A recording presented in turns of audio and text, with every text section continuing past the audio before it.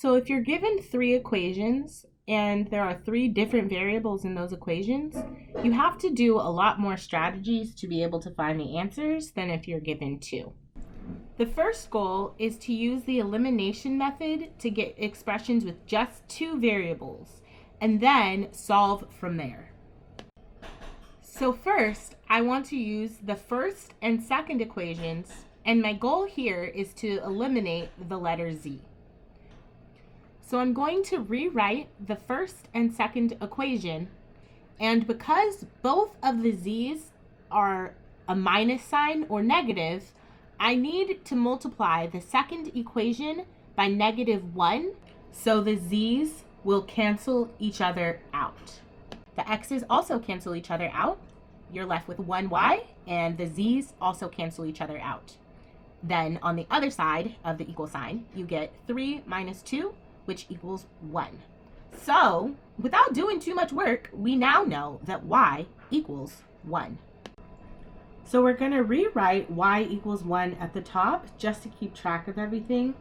And now we're going to use the bottom two equations.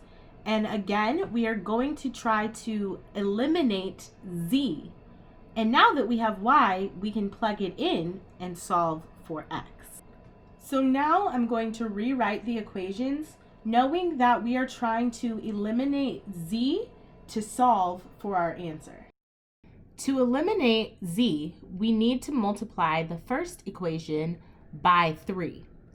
Once we do that, we can add the two equations together and the z's will cancel each other out.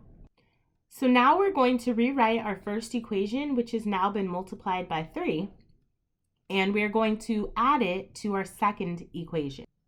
Simplifying, 3x minus 2x equals x, 3y plus y equals 4y, and the negative 3z and the positive 3z will now cancel each other out to 0. Then 6 plus 1 equals 7. Now that we have our simplified equation, we already know what y is equal to, so we can just plug it in here and solve for. So x plus 4 equals 7. And subtracting 4 from both sides, we get x equals 3. Now that we know what both x and y are equal to, we can use the second equation and substitute our x and our y and solve for z. So by combining like terms, we get 4 minus z equals 2. Then subtracting 4 from both sides to isolate z, we get negative z equals -2. Dividing both sides by -1, you get positive z equals +2. So your answers for this solution set are x equals 3, y equals 1, and z equals 2.